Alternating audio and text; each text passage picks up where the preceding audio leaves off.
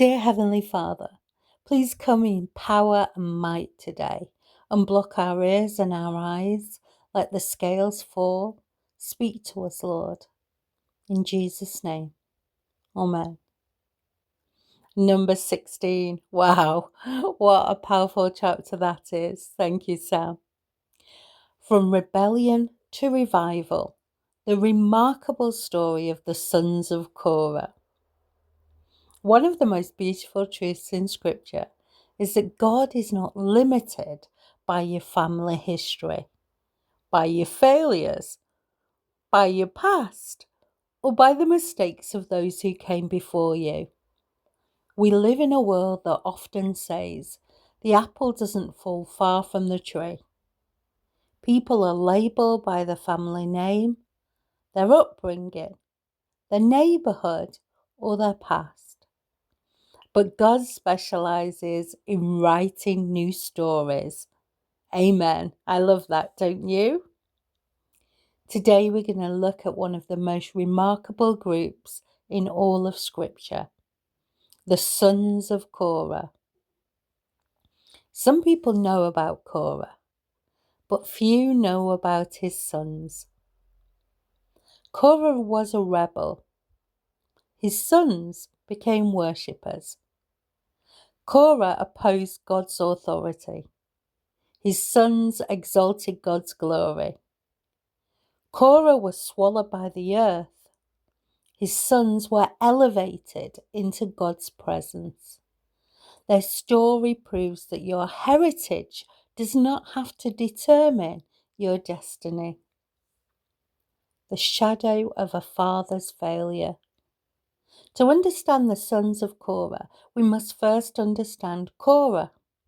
In number 16, as we have had beautifully read to us this morning, thank you, Sam, Korah led a rebellion against Moses and Aaron.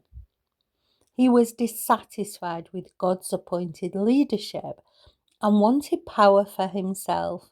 That age-old story, wanting power for themselves. The rebellion spread like wildfire. Korah convinced hundreds of leaders to join him. But God judged the rebellion. Number 16 records one of the most dramatic moments in the Bible. The ground opened up beneath Korah and his followers, and they were swallowed alive. Can you imagine carrying that family name? Can you imagine introducing yourself? What family are you from? I'm from Korah's family. The Korah? The rebel? The man who challenged Moses? The man the earth swallowed? You see, that was their legacy. That was their family history. And that was their shame. Yet God was not finished. The burned field. Farmers tell us that after a devastating wildfire, a field can look completely ruined. Everything appears dead, blackened, destroyed, hopeless. Yet months later, new life begins to emerge from the ashes. Seeds hidden beneath the soil begin to grow. What looked like an ending becomes a beginning. Many people feel like they're standing in the ashes of their family history. Perhaps your father failed. Maybe your mother abandoned you. Perhaps your family has a history of addiction, abuse, anger, or unbelief. The enemy says you'll become exactly what they were. Yet God says this, watch what I can grow from the ashes. The most hopeful verse in their story. Hidden in Scripture is one of the most encouraging verses in the Bible. It might not look it at first glance, but it definitely is. Numbers 26, verse 11 says this: However, the sons of Korah did not die that day. What a verse! Not a long verse, not a famous verse, but it changed history. The sons of Korah did not die that day. The judgment that fell upon their father did not destroy their future. They survived. God preserved them. God spared them. God had a purpose for them. The enemy may have expected the Korah family line to disappear forever. Instead, God raised up worship leaders from that very family. The broken branch. A storm once ripped a large branch from a tree. Everyone assumed the branch was dead, but a gardener noticed tiny green shoots emerging. He planted it, nurtured it, protected it, and years later, it became a thriving tree. Others saw a broken branch. The gardener, however, saw hidden potential. Others may look at your life and see damage. God sees destiny. Others see what you've been through, but God sees what He can do through you. They chose worship over bitterness. The sons of Korah had every reason to become bitter. Their father had been judged publicly. Their family carried shame. People likely whispered whenever they passed by. Yet they made a life-changing decision. They chose worship. Throughout the Psalms, we repeatedly find this phrase. To the choir director, a psalm of the descendants of Korah. Instead of becoming known for rebellion, they became known for praise. Instead of spreading division, they spread worship. Instead of resisting God, they openly pursued Him. This is a powerful lesson. Pain can make you bitter or better. It can harden your heart or deepen your worship. The difference is what you do with your pain. Two brothers. A true story is told of two brothers raised by an alcoholic father. One brother became an alcoholic. The other never touched a drop of alcohol. When asked why he lived the way he did, both gave the same answer. Because of my father. Same father, same circumstances, different choices. The sons of Korah chose differently. They refused to let their father's mistake become their own. Their passion for God's presence. One of the greatest psalms ever written came from the sons of Korah. Psalm 84, verse 1 to 2 says this: How lovely is your dwelling place, O Lord of heaven's armies. I long, yes, I faint with longing to enter the courts of the Lord. With my whole being, body and soul, I will shout joyfully to the living God. What incredible words. Notice what they desired. Not fame, not power, not recognition, not wealth. They longed for God's presence. The descendants of a rebel became lovers of God's house. They developed a hunger for God.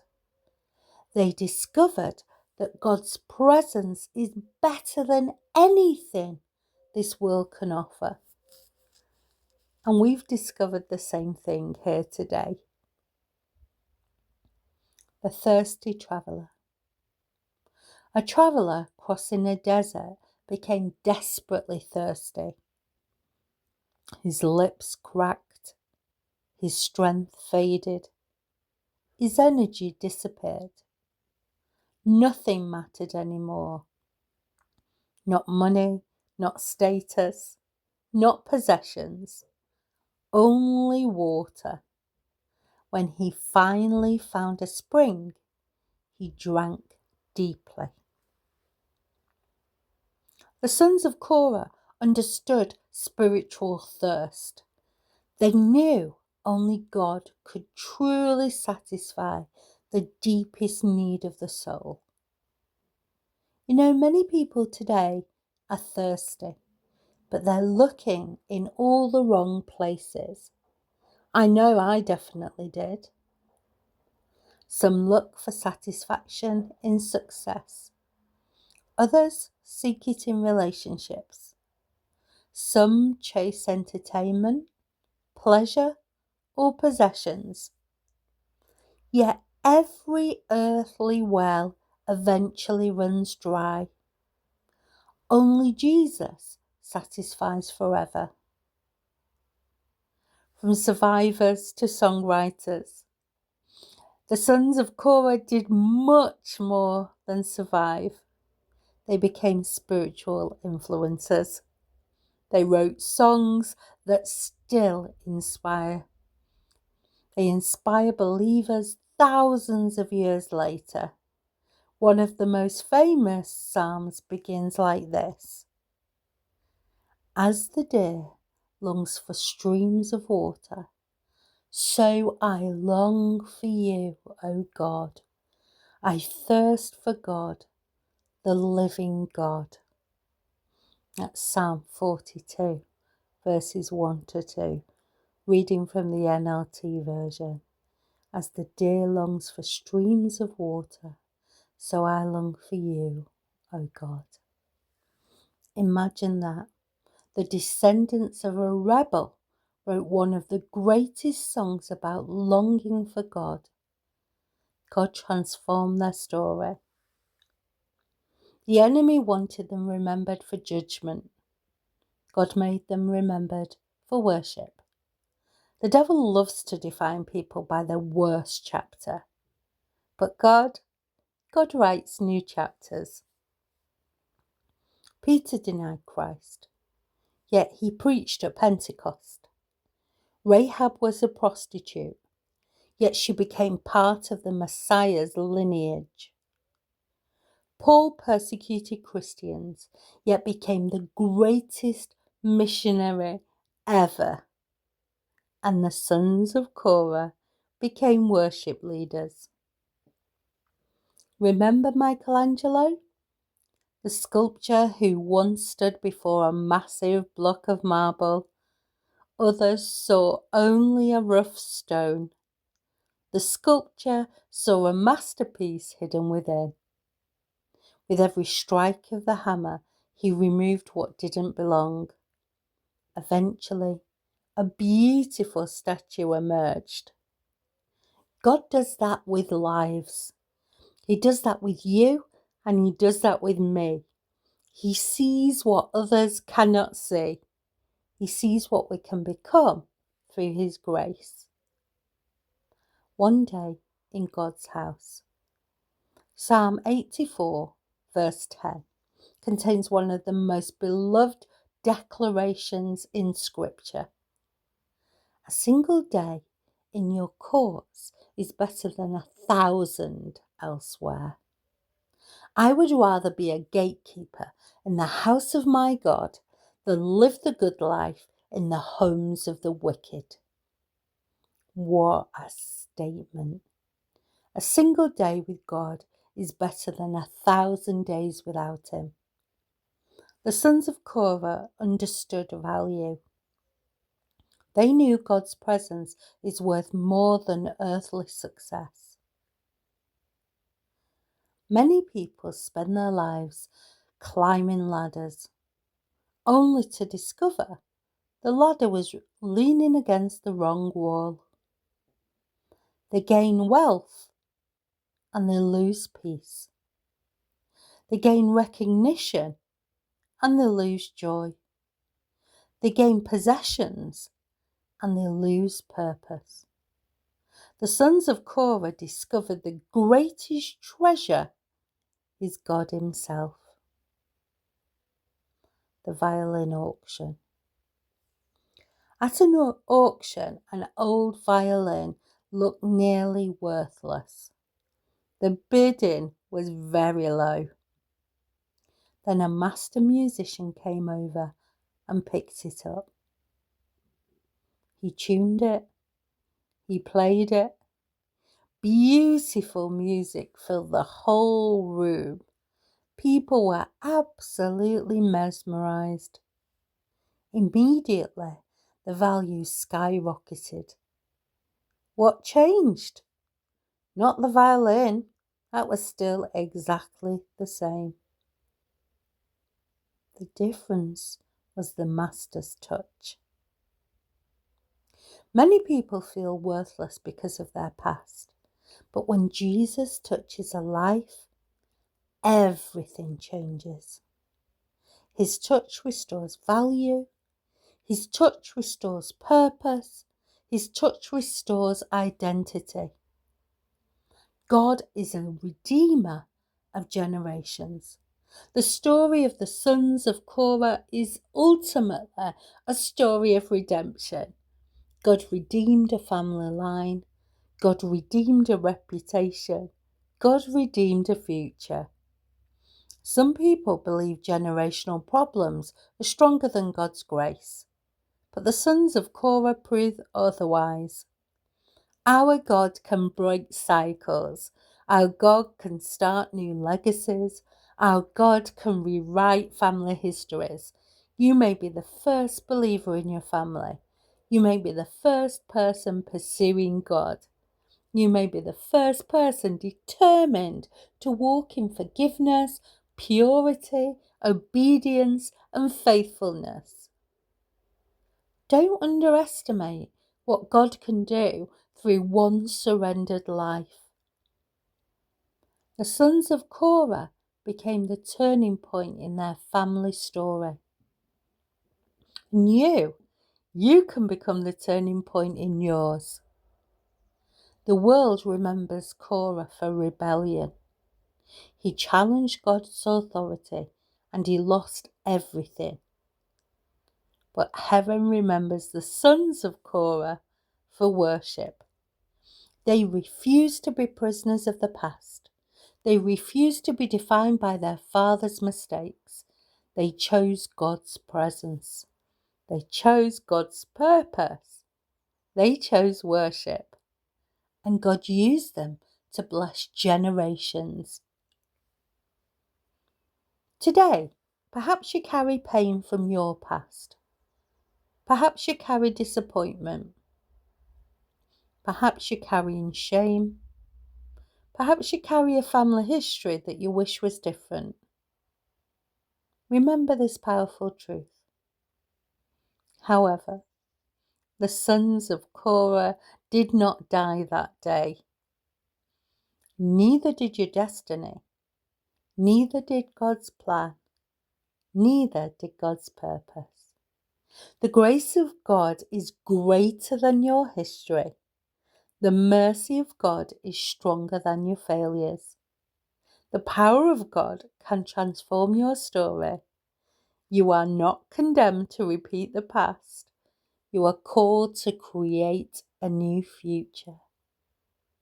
Just as God turned rebels' descendants into worshippers, He can transform your life into a testimony of His redeeming grace. Choose worship. Choose God's presence. Choose faith. And let God write a story that future generations will celebrate. In Jesus' name, Amen.